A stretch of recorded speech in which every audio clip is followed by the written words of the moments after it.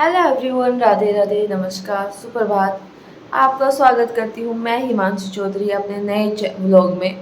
तो आज जो ये हमारे 164-63 क्वेश्चन हमारे सांप बन के बैठे हुए ना गले में, इसको आज हम पूरा करेंगे।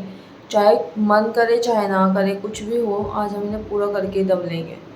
इसी मोटिवेशन के साथ आज मैंने अपनी आँख खोली है कि आज तो मैं ट्रिग्नोमेट्रिक फंक्शन पूरा ख़त्म करूँगी।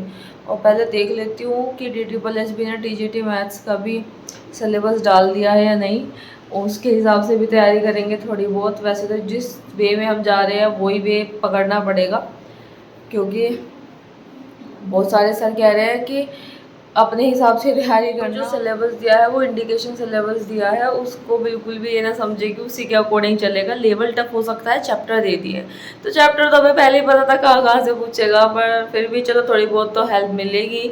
उसके हिसाब से भी देख लेंगे। अभी आया नहीं है TGT मैथ्स का, तो जब आएगा तो तब देख लूँगी। तो उससे पहले अब मैं हो लेती हूँ फ्रेशन अप एंड चलते हैं अपने 163 क्वेश्चन की तरफ। आज तो भगवान कसम सोल्व करके मानूंगी मैं, चाहे कुछ भी हो जाए। बहुत वो मतलब मैथ्स पे से भरोसे उठ गया उस दिन से, जब से वे क्वेश्चन आए हैं। हो ही नहीं रहे 2 बार थ्योरी पढ़ ली, हो गए ही नहीं दे रहे।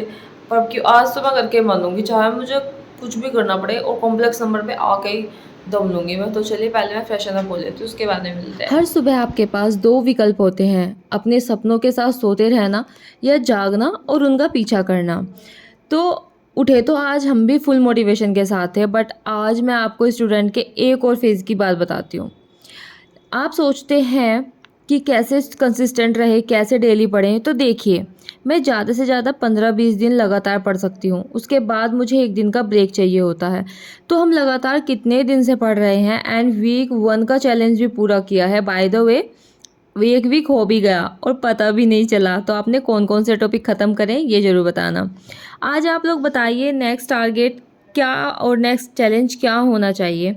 तो हम बात कर रहे थे ब्रेक की, तो वो ब्रेक मैंने आज लिया। पढ़ने का भी ट्राई किया but I failed. So I realise कि मुझे रेस्ट करना चाहिए एंड इट्स टोटली ओके। अगर आपको बीच में किसी दिन पढ़ने का मन नहीं कर रहा है तो बिल्कुल भी अपने आप के साथ ज़बरदस्ती मत कीजिए। आप अपने आप को एक दिन का ब्रेक ज़रूर दीजिए, क्योंकि उससे ना माइंड जो है हमारा वो फ्रेशन अप हो जाता है एंड बूस्ट अप हो जाता है। मेरे हिसाब से आज मैं पढ़ने के लिए बैठी तो मेरे साथ क्या हुआ कि मुझे किताब देख के ना गुस्सा आ रहा था। मैं एक भी क्वेश्चन उठा रही थी तो मुझसे हो ही नहीं रहा था। पहले मैंने सोचा कि थोड़ी देर लेट जाती हूँ, शायद किसी वजह से हो रहा होगा।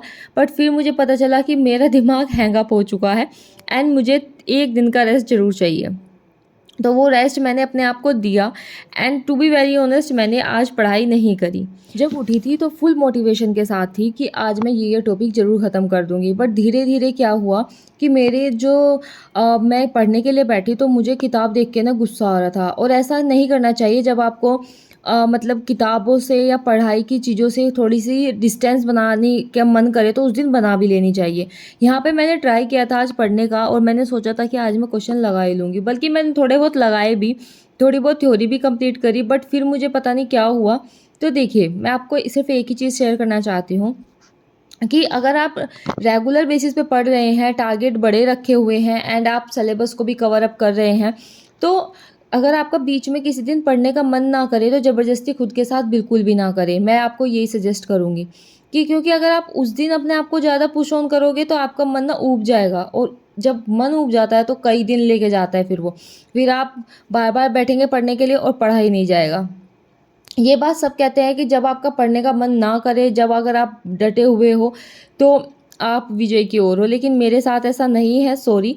क्योंकि मैं अपना अगर मैं लगातार 20-25 दिन से लगातार पढ़ रही थी एंड एक पूरा वीक हमने 16 घंटे का भी कंप्लीट किया है एंड उसके बाद इतना बर्डन हो गया था दिमाग में। तो मैंने पहले कहा था कि हम एक दिन का रेस्ट लेंगे, तो वो एक दिन का रेस्ट मैंने ले लिया है। अब आपको मेरा रोज़ पढ़ाई का व्लॉग ही दिखेगा।